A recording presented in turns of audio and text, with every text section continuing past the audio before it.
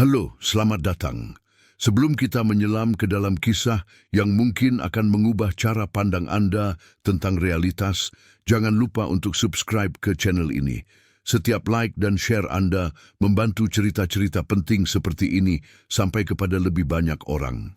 Pernahkah Anda mendengar sebuah kisah yang begitu luar biasa, sehingga membuat segala keyakinan yang Anda pegang selama ini goyah? Saya mengalami hal itu beberapa tahun lalu dalam sebuah pertemuan yang hingga kini masih terngiang dalam pikiran saya. Semuanya bermula seusai sebuah ceramah di Valencia. Kerumunan telah bubar saat seorang anak lelaki berusia 8 tahun mendekati saya. Matanya jernih, serius. Ia menarik lengan baju saya dan berbisik pelan, "Saya bicara dengan Yesus." Bukan hal aneh mendengar anak kecil berkata demikian, tapi yang ia ucapkan selanjutnya membuat darah saya seolah membeku. Dengan tenang dan rinci, ia menggambarkan penyaliban. Bukan gambaran sederhana dari buku cerita minggu, melainkan deskripsi anatomi yang akurat dan mengerikan. Ia bercerita bagaimana paku tidak menembus telapak tangan, melainkan pergelangan tepat di antara tulang-tulang karpal, sebuah detail teknis untuk menahan berat tubuh yang terlepas dari daging. Ia menggambarkan kaki yang dipakukan secara menyamping pada kayu dan posisi tubuh yang menyebabkan sesak napas perlahan-lahan, memaksa orang yang disalib mendorong diri ke atas hanya untuk bisa menarik napas. Pengetahuan ini sangat spesifik dan sesuai dengan temuan arkeologi terbaru tentang metode penyaliban Romawi.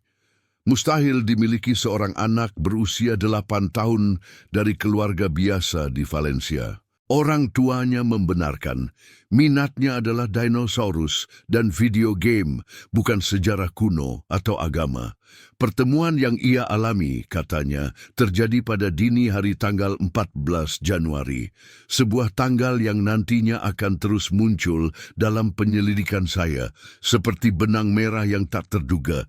Anak itu, sebut saja Miguel, berubah setelah malam itu. Ia mulai bertanya tentang hakikat jiwa, ketakutan akan kematian, kesadaran binatang setelah mati. Pertanyaan-pertanyaan filosofis yang terdengar aneh dari mulut bocah. Bahkan, ia menghibur neneknya yang berduka dengan kata-kata penuh kedamaian, seakan ia tahu sesuatu yang kita tidak ketahui. Pertemuan dengan Miguel itu bukan akhir. Itu justru kunci yang membuka pintu menuju labirin misteri yang jauh lebih dalam dan gelap. Ia memaksa saya untuk mempertanyakan segalanya, dan perjalanan itu membawa saya pada pola-pola yang sama sekali tidak bisa dijelaskan sebagai kebetulan belaka. Apa yang terjadi pada Miguel ternyata bukanlah fenomena tunggal, seperti potongan puzzle pertama yang membuat gambar besar mulai terlihat. Kisahnya memicu sebuah pencarian panjang. Tanpa sengaja, saya mulai menemukan kasus-kasus lain. Sebuah surat dari Valencia, panggilan telepon dari Buenos Aires, percakapan singkat usai konferensi di Meksiko.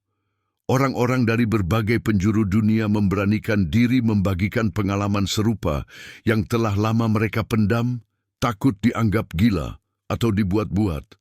Ketika akhirnya saya berhasil mendokumentasikan 47 kasus dengan verifikasi yang ketat, memeriksa identitas, mencocokkan tanggal, mewawancarai keluarga, saya dihadapkan pada suatu pola yang menantang akal sehat.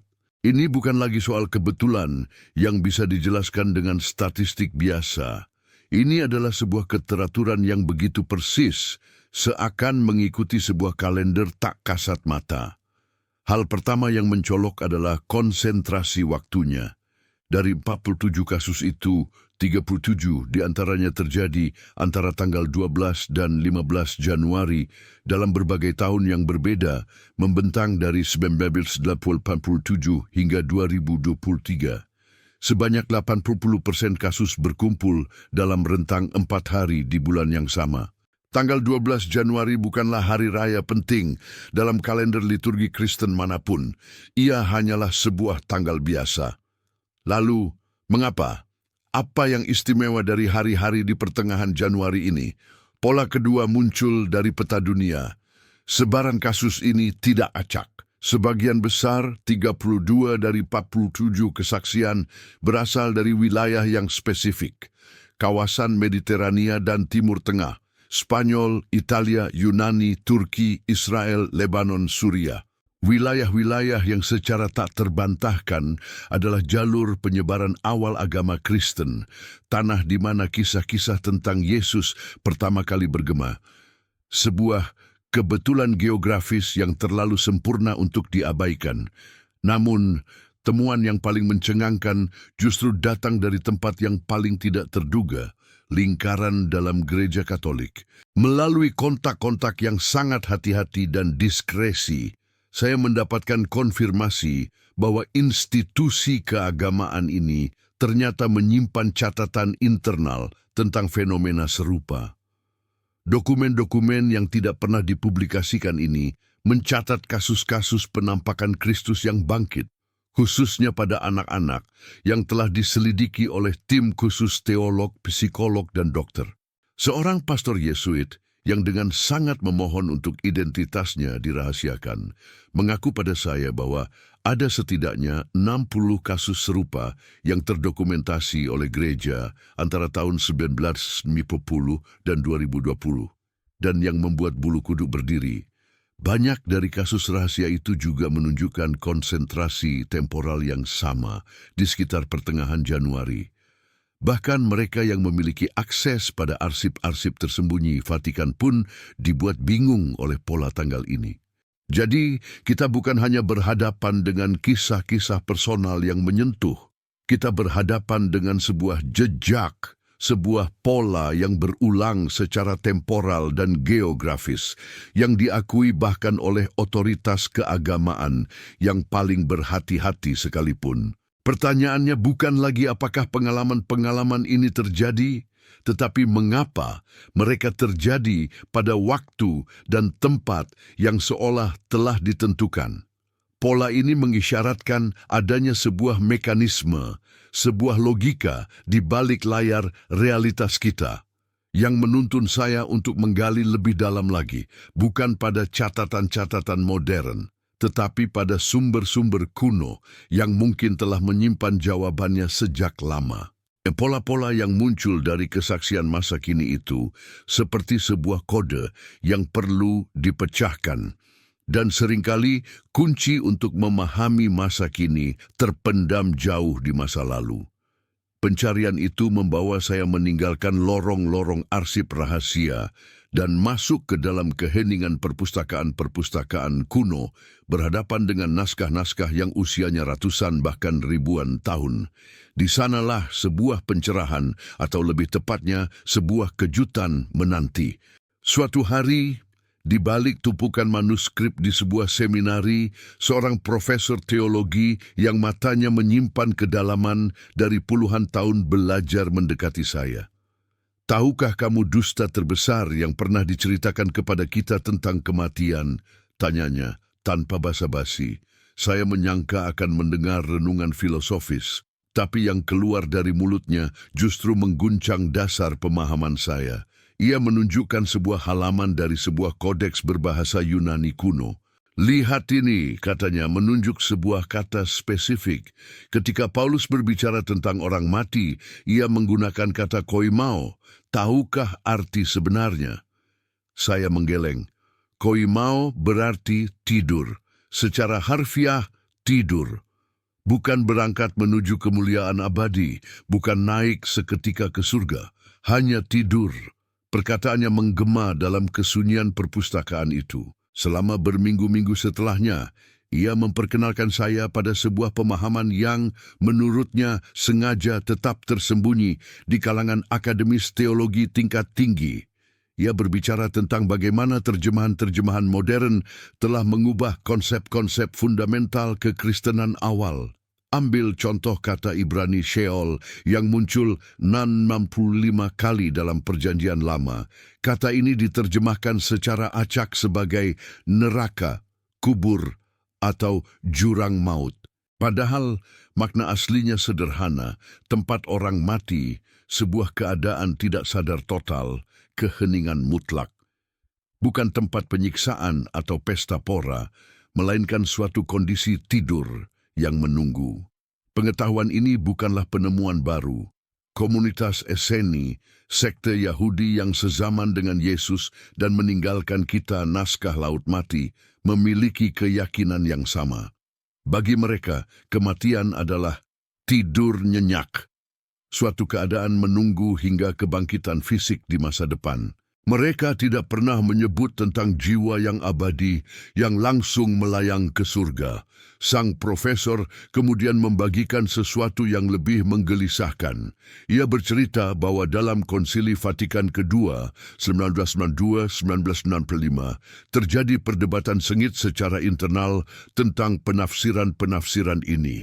Dokumen-dokumen yang ia pernah baca dan tidak pernah dipublikasikan menunjukkan bagaimana beberapa kardinal dan teolog secara terbuka mempertanyakan doktrin tradisional tentang keadaan jiwa segera setelah kematian. Rupanya, konsep jiwa yang abadi dan langsung kekal bukan berasal dari akar Yahudi atau ajaran Kristen perdana, melainkan menyusup dari filsafat Yunani, khususnya pemikiran Plato. Saat kekristenan menyebar ke dunia Helenistik, para bapa gereja mulai menyaring ajaran Yesus yang seorang Yahudi melalui lensa pemikiran Yunani ini. Yesus sendiri berbahasa Aram. Dalam bahasa itu, frasa untuk kehidupan setelah kematian selalu mengacu pada konteks masa depan, bukan keadaan segera. Bahkan janji Yesus kepada penjahat di salib, "Hari ini juga engkau akan bersama-sama dengan aku di dalam Firdaus." Dalam naskah Aram asli bisa ditafsirkan berbeda. Kata hari ini bisa merujuk pada hari kebangkitan di masa depan, bukan hari kematian itu sendiri. Penemuan ini seperti membalikkan meja. Selama ini, mungkin kita telah membangun menara keyakinan yang megah di atas fondasi terjemahan yang goyah.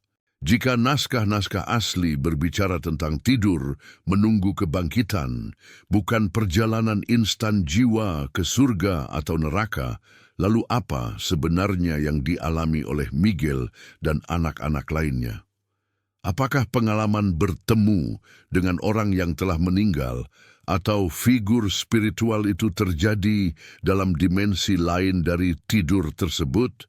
Pencarian untuk memahami sifat sejati dari keadaan tidur, inilah yang kemudian membawa saya berhadapan dengan temuan-temuan paling aneh dari dunia medis dan kesadaran manusia. Jika naskah-naskah kuno berbicara tentang kematian sebagai suatu keadaan tidur atau transisi, maka pertanyaan berikutnya adalah, seperti apakah sebenarnya alam kesadaran dalam kondisi itu?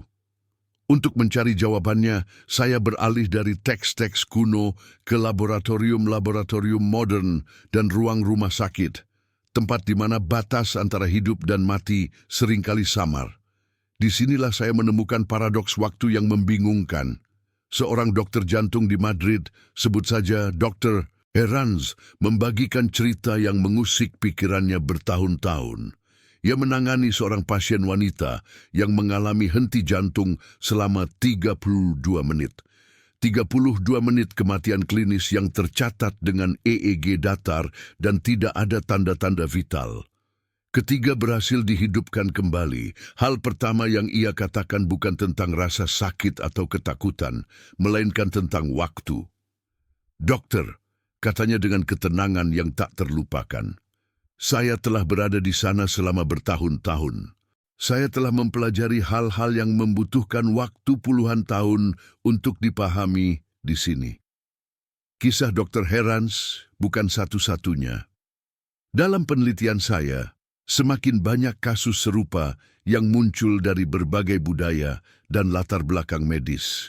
Pasien-pasien yang secara subjektif mengalami perjalanan panjang, percakapan mendalam, atau penjelajahan menyeluruh, semua itu terjadi dalam hitungan menit, bahkan detik, waktu dunia nyata. Anak-anak yang mengalami pertemuan mistis menggambarkan hal yang sama persis, percakapan berjam-jam dengan Yesus atau mendiang keluarga yang terjadi selama mereka tertidur sebentar.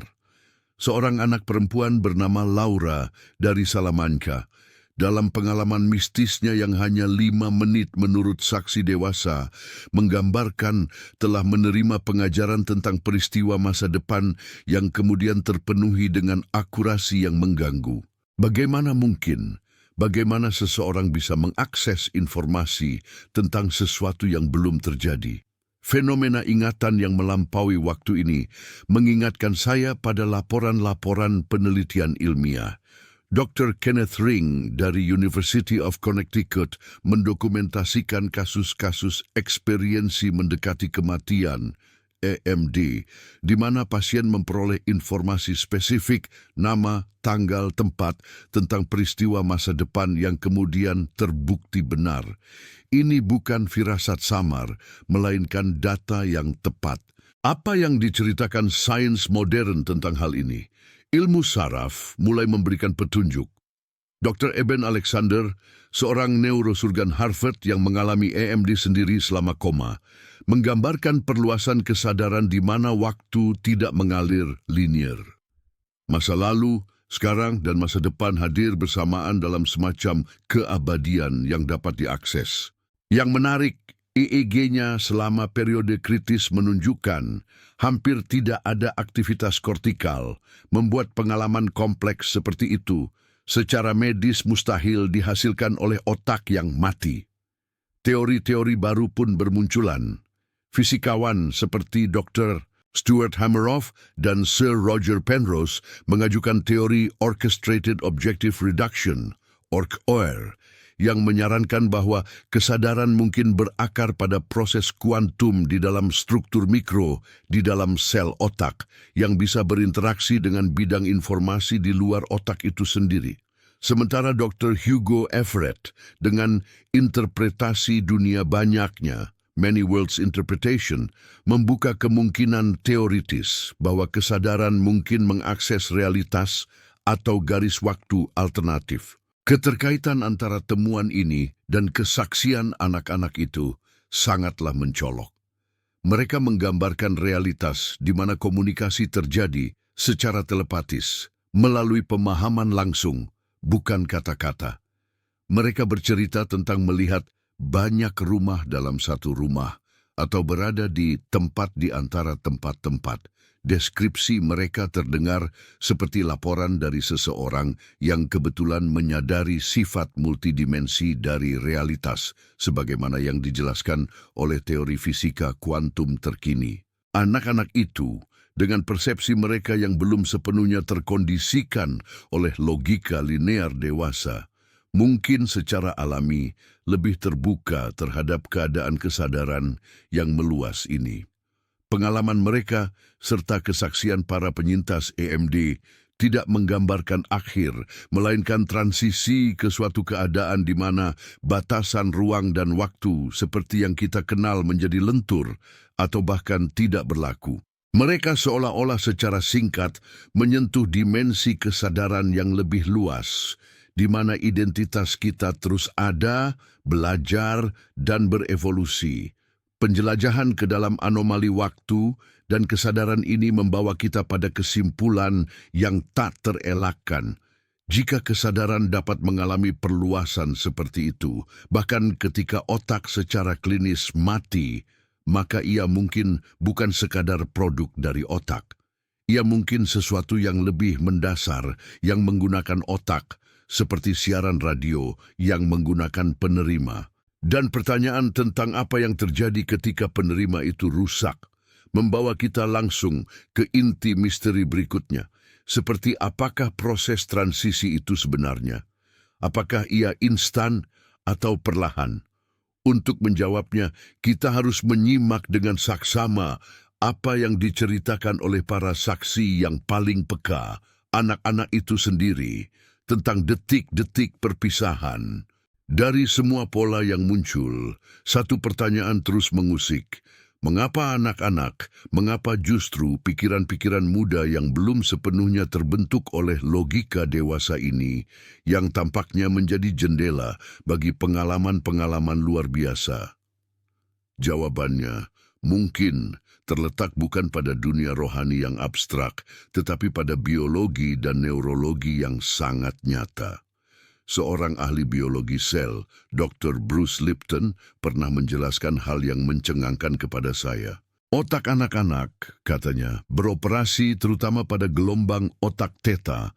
Ini adalah frekuensi yang pada orang dewasa hanya kita alami selama keadaan meditasi sangat dalam, hipnosis atau mimpi REM.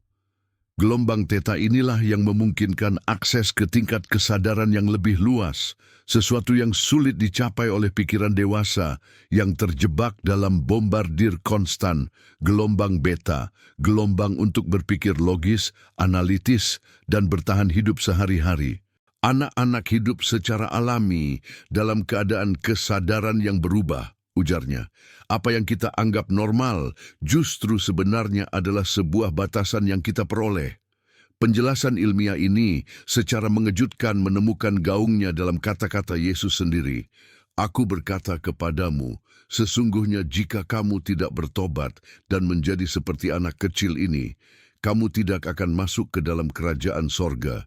Matius 18:3. Selama ini saya selalu menafsirkan ini sebagai metafora tentang kerendahan hati atau kemurnian moral.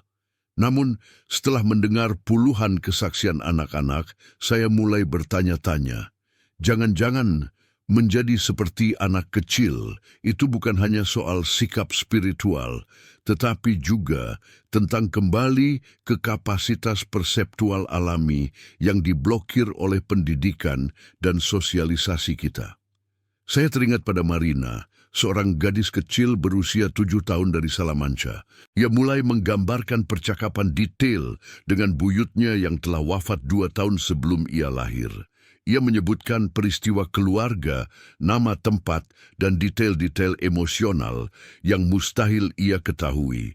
Saat diperiksa oleh seorang ahli neurologi anak, terungkap bahwa otaknya menunjukkan pola aktivitas yang tidak biasa di korteks prefrontal, mirip dengan yang terlihat pada praktisi meditasi tingkat lanjut. Seperti otaknya memiliki akses ke frekuensi yang kebanyakan dari kita telah kehilangan. Jelas sang dokter. Namun, ada hal yang tragis sekaligus membuka mata dalam kasus Marina. Kemampuan ini memudar seiring ia tumbuh. Saat usianya menginjak 8 tahun, percakapan dengan buyut menjadi jarang. Di usia 10 tahun, ia hampir tidak ingat lagi episode-episode itu dan mulai bersikap skeptis seperti kebanyakan orang dewasa ketika mendengar cerita serupa. Ibunya merasa lega karena putrinya akhirnya normal, namun juga merasakan kerinduan yang aneh, seolah sesuatu yang berharga dan tak tergantikan telah padam selamanya. Polanya jelas. Penelitian Dr. Dean Radin dari Institute of Noetic Sciences secara statistik menunjukkan bahwa kemampuan yang sering kita sebut paranormal memiliki korelasi terbalik dengan usia dan tingkat pendidikan formal. Anak-anak usia 4-8 tahun secara konsisten menunjukkan akurasi lebih tinggi dalam tes persepsi ekstrasensor daripada remaja atau dewasa. Proses pendidikan konvensional tanpa disadari seolah menjadi sistem penutupan perseptual.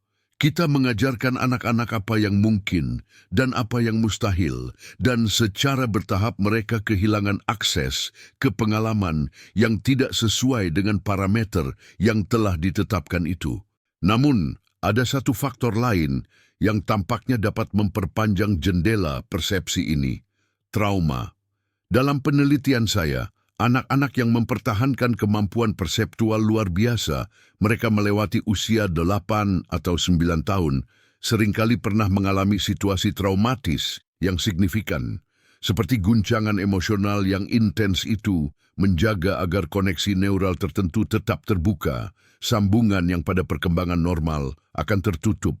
Carlos, seorang anak laki-laki dari Cadiz, mulai menggambarkan pertemuan dengan makhluk-makhluk bercahaya justru setelah selamat dari kecelakaan mobil serius di usia 8 tahun. Hubungan antara trauma, kenormalan, dan persepsi yang diperluas ini mengisyaratkan sesuatu yang sangat dalam tentang sifat kesadaran manusia. Mungkinkah perkembangan psikologis normal kita sebenarnya melibatkan semacam pembiusan perseptual, bahwa kedewasaan emosional dan adaptasi sosial memerlukan pengorbanan sistematis terhadap kemampuan untuk merasakan dimensi realitas yang lebih luas? Jika demikian, maka kesaksian anak-anak seperti Miguel atau Marina menjadi lebih berharga lagi. Mereka bukan hanya bercerita tentang pertemuan pribadi. Mereka adalah penjelajah tak sengaja yang membawa laporan dari wilayah kesadaran yang bagi kita, orang dewasa, telah tertutup. Laporan mereka memberikan kita petunjuk tentang sifat sejati dari transisi yang kita sebut kematian. Dan untuk memahami transisi itu sepenuhnya, kita perlu mendengarkan dengan sangat saksama deskripsi mereka tentang bagaimana proses perpisahan itu terjadi, bukan sebagai kejadian sesaat, tetapi sebagai sebuah perjalanan yang memiliki tahapannya sendiri. Dari semua yang diceritakan anak-anak ini, ada satu deskripsi yang paling sering muncul dan paling dalam maknanya. Perpisahan itu tidak terjadi dalam sekejap. Bagi mereka, kematian bukanlah saklar yang mati tiba-tiba, melainkan sebuah proses perlahan, sebuah transisi yang membutuhkan waktu. Dan yang mencengangkan, waktu yang mereka gambarkan seringkali berpusat di sekitar sebuah periode simbolis, 3 hari. Ini mengingatkan kita pada kisah paling sentral dalam iman Kristen. 3 hari antara penyaliban dan kebangkitan Yesus. Selama berabad-abad, ini dipahami sebagai simbol kemenangan atas maut. Namun, apa jadinya jika 3 hari itu bukan hanya simbol teologis, melainkan deskripsi akurat tentang sebuah proses transisi alamiah yang dialami setiap kesadaran? Sofia, seorang anak perempuan berusia 8 tahun yang pernah dinyatakan meninggal klinis selama 4 hari, menggambarkan apa yang ia sebut waktu memutuskan. Ia mengalami 3 tahap berbeda. Tahap pertama, kebingungan total. Tahap kedua, pemahaman bertahap dan pertemuan dengan jiwa-jiwa lain yang juga dalam masa transisi. Dan tahap ketiga, yang ia alami persis di hari ketiga, adalah momen di mana ia harus memilih, melanjutkan perjalanan atau kembali ke tubuhnya. Pilihan itu datang bukan sebagai perintah dari luar, melainkan sebagai kejelasan batin yang sempurna. Kesaksian Sofia bukanlah satu-satunya. Orang dewasa yang selamat dari kematian klinis berkepanjangan, seperti Carlos, seorang insinyur yang mati selama 3 hari, menggambarkan pola yang serupa. Hari pertama mengambang dan mengamati, hari kedua meninjau hidup, hari ketiga mengalami kehadiran cahaya yang intens dan membuat pilihan sadar untuk kembali. Apa yang dikatakan sains tentang ini? Penelitian medis modern mulai menangkap jejak proses ini. Studi tentang ekspresi gen pasca kematian mengungkap bahwa beberapa gen tetap aktif hingga 72 jam setelah kematian dinyatakan. Sel-sel otak tertentu mempertahankan aktivitas metabolik lebih lama dari yang diduga. Dr. Samparnia, ahli resusitasi terkemuka, mendokumentasikan kasus aktivitas otak yang terorganisir selama berjam-jam setelah henti jantung.